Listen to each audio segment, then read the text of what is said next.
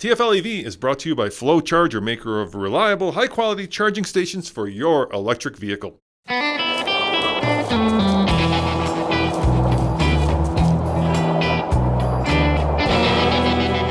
Hey everybody, I've got a really fun one for you today because this is the new Volvo XC40 Recharge Twin, the all-electric Volvo crossover. And in this video, we are doing a full comprehensive review, and then we're going to take it through our off-road course to find out if this will work for your lifestyle needs.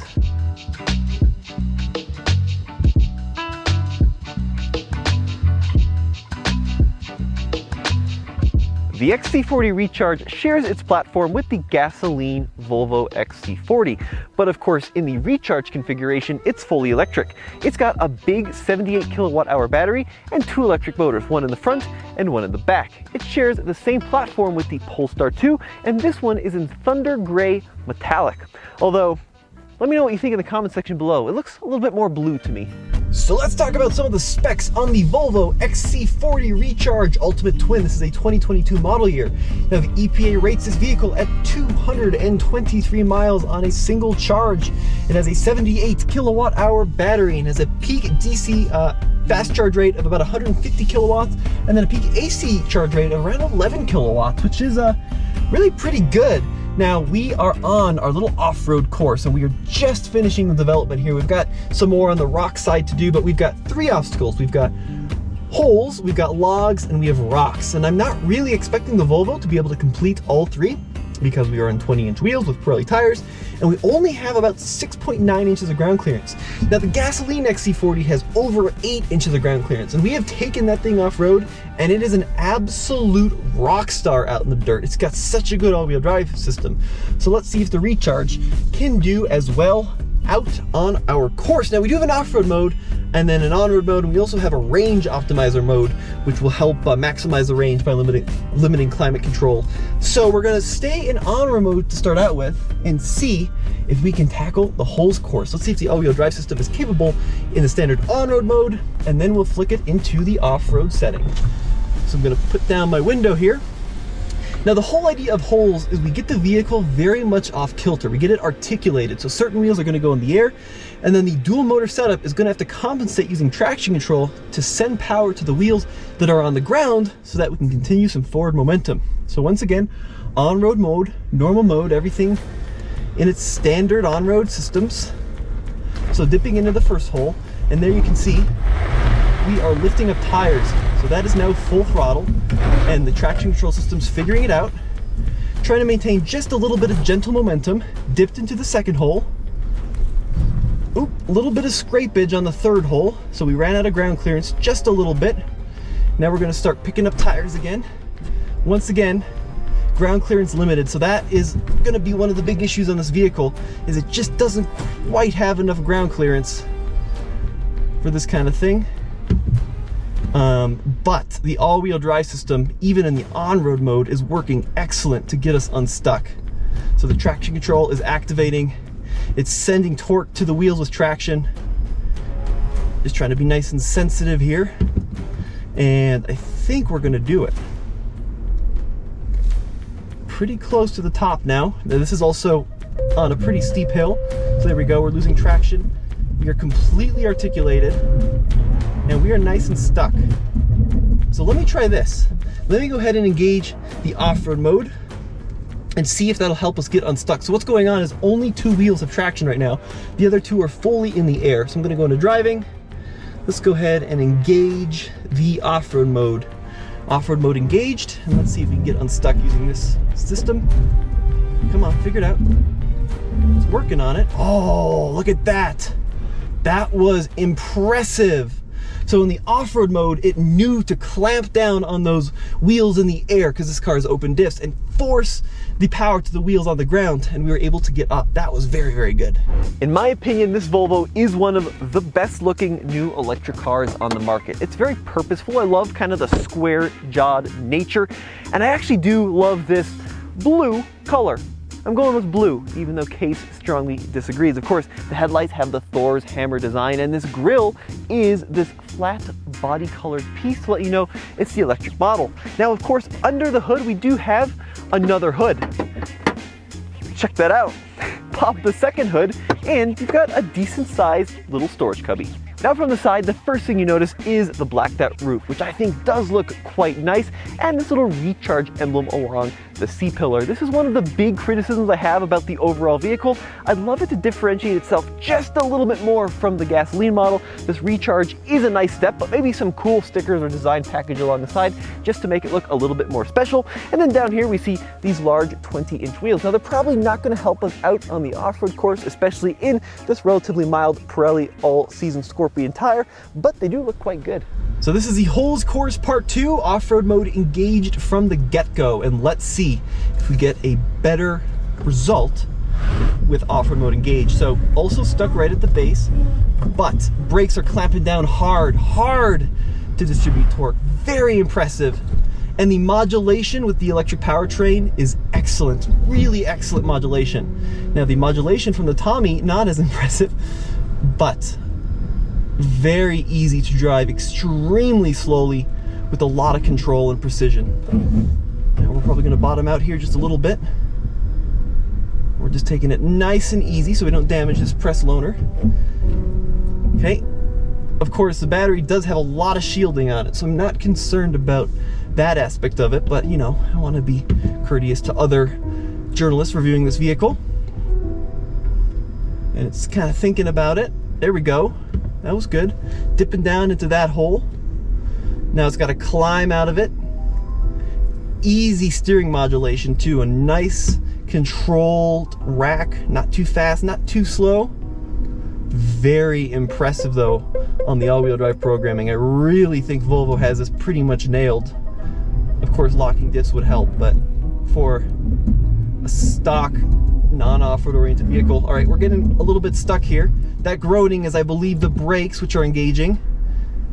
So much easier when we did the whole course in the off-road setting. I was two-footing it a little bit, which I didn't like. That's where we got a little bit of the jerk. But very impressive all-wheel drive. Very, very impressive. Stepping into the Volvo, this electric car has a feature I really love on a full EV, and that is a complete lack of start button. So all you do, get inside the vehicle with the key in your pocket, put your foot on the brake, and then select a drive direction, and you are simply ready to go. That is all there is to it. Why include a start button or a key or something you have to activate when you have an electric motor? Fantastic solution. Now the overall interior design is very minimalist. There are a couple of hard buttons. There's one here for volume, then of course you can advance your track. The infotainment system is a Google operated system. So you can see that this main screen is all Google. It uses Google Maps, the overall interface like Google Assistant, that's all done through Google. If I haven't said Google enough, Google. But one thing I don't like is how when you go into like the climate pages, this seems very much Volvo. So it feels like there's a little bit of a mismatch, especially in the settings page, between the Google system and then the stuff that you need in a car. And I'd like to see a little bit more kind of cohesion there. But it is a fairly easy system to use. We do have a full surround view camera system, and you can access the cameras by clicking on various buttons there. Overall though, a nice interior, couple of fun little features. Down here there is a little place to store your phone in a vertical position, which is pretty cool. Down here is a built-in trash can, which I just love, a fantastic idea. And then in the glove box is what they call in the UK, the curry hook. So if you went out for your takeout, you can simply hang your little bag there. That is a nice little thoughtful feature. The seats, very comfortable. I love the contrasting white stitching. Overall, a nice interior. The operating system is my only complaint. Every now and then, it's just a little bit clunky. So this is our log course, and this is a great test of not only ground clearance, we do have a little bit of articulation, but it really is a good test of approach, breakover, and departure angle. So we're looking at 20 degrees of approach angle, right around 16 degrees of breakover, and then 26 degrees of departure. So lots of departure angle on this Volvo. I am a little concerned about the ground clearance though. So off-road mode engaged as we approach the logs. Turn off the parking sensors. Of course, completely silent operation. This is actually the first time I'm running a dedicated crossover over this course. I'm going to take it a little bit easy. All the other times have been in like Wranglers and Broncos, which is kind of hard to see the capability or the challenge of the course, I should say. But we're going to take it nice and easy and see if the Volvo can tackle it. little bit of traction going on there with the that log. Now it does look a little jerky. I'm trying to be ever so careful just to make sure we're not going to come slamming down on the battery too hard. There we go. I'm kind of figuring out the 2-footing now. Now this log in the middle, this is the big mama. Let's see if we can make it over. This is not going to look very elegant on camera. It's got so much torque. It's very hard to be nice and gentle. It is actually letting me to 2-foot though. If you're ever so careful, you can apply the brakes and the throttle just ever so slightly.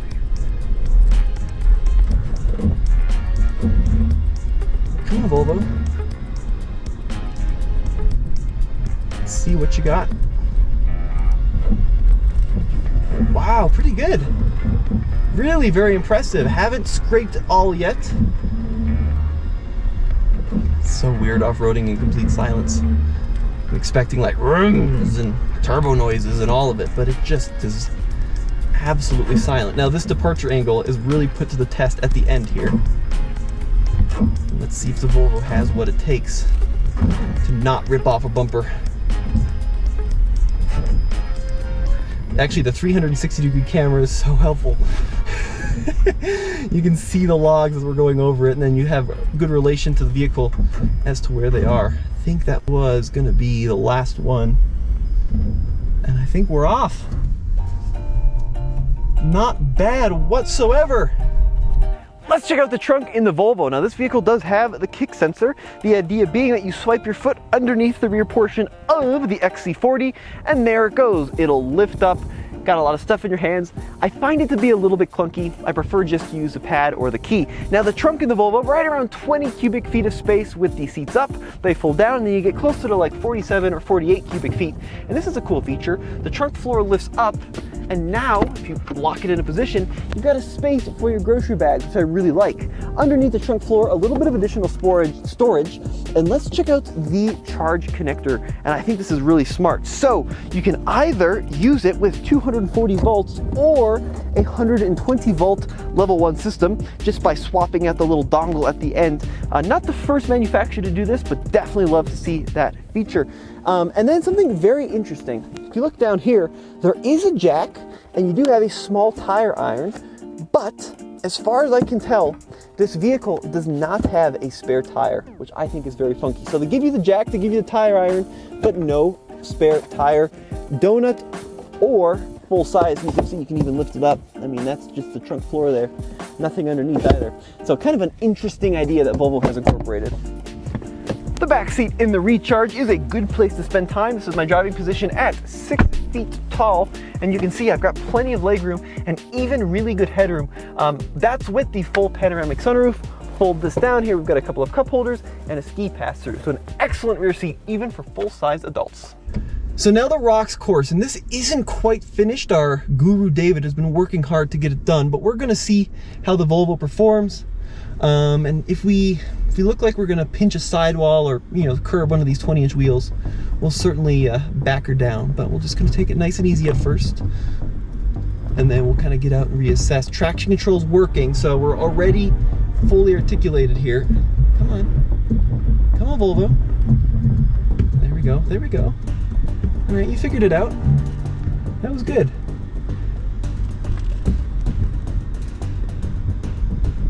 Everyone's staring at me. We got like a whole team of production people behind us, wondering what the heck is this guy doing in a Volvo.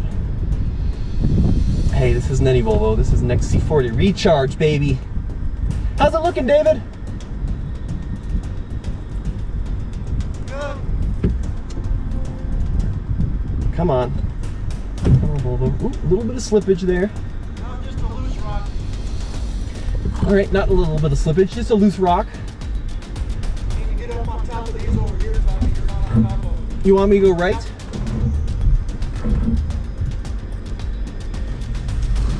Oh, tires are slipping now. What do you think?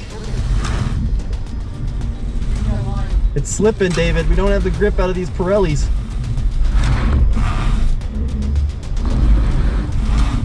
You're almost over that line, or that rock. There you go. Am I gonna clear it? So, traction control. Right. Traction control really working hard there to crawl up these rocks because the Pirellis do not have the grip we need on these rocky surfaces. Engage my cameras here. Yep, that looks pretty scary. Come on, baby.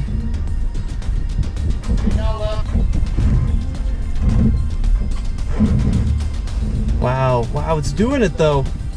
Ever so slowly, taking it super easy. I think we might claw out of this bad situation. This Volvo fully maxed out off-road right now.